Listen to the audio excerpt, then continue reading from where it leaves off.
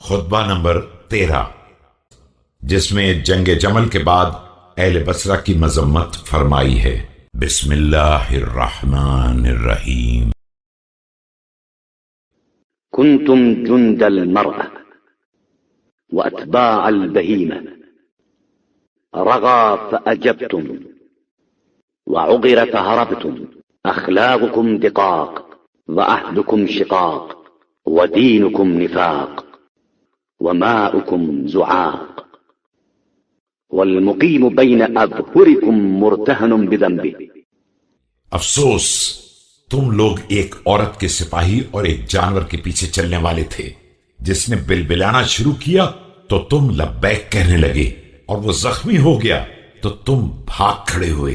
تمہاری اخلاقیات پست، تمہارا عہد ناقابل اعتبار، تمہارا دین نفاق اور تمہارا پانی شور ہے۔ تمہارے درمیان قیام کرنے والا گویا گناہوں کے ہاتھوں رہن ہے۔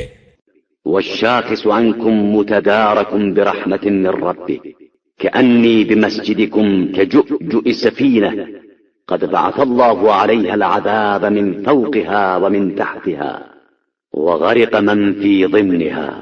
اور تم سے نکل جانے والا گویا رحمت پروردگار کو حاصل کر لینے والا ہے۔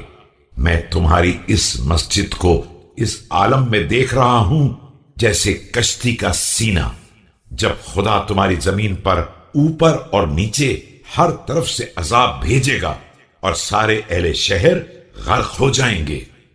وفي رواية وأيم الله لتغرقن بلدتكم حتى كأني أنظر إلى مسجدها كجؤجؤ سفينة أو نعامة جاثمة، وفي رواية كجؤجؤ طير في لجة بحر۔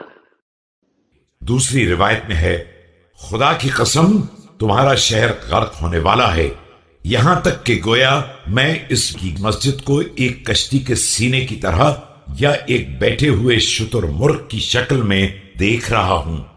تیسری روایت میں ہے، جیسے پرندے کا سینہ سمندر کی گہرائیوں میں ہے۔ وفي رواية أخرى بلادكم أنتل بلاد الله تربة، أقربها من الماء وأبعدها من السماء، وبها 9 أعشار الشر، المحتبس فيها بذنبه والخارج بعفو الله۔ ایک روایت میں آپ علیہ السلام کا یہ ارشاد وارد ہوا ہے، تمہارا شہر خاک کے اعتبار سے سب سے زیادہ بدبودار ہے کہ پانی سے سب سے زیادہ قریب ہے اور آسمان سے سب سے زیادہ دور ہے۔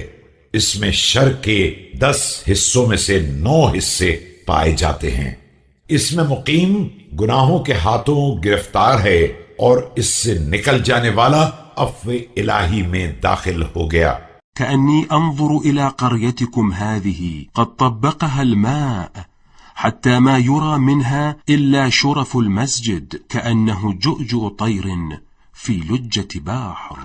گویا میں تمہاری اس بستی کو دیکھ رہا ہوں کہ پانی نے اسے اس طرح ڈھانپ لیا ہے کہ مسجد کے کنگروں کے علاوہ کچھ نظر نہیں آ رہا ہے، اور وہ کنگرے بھی جس طرح پانی کی گہرائی میں پرندے کا سینہ۔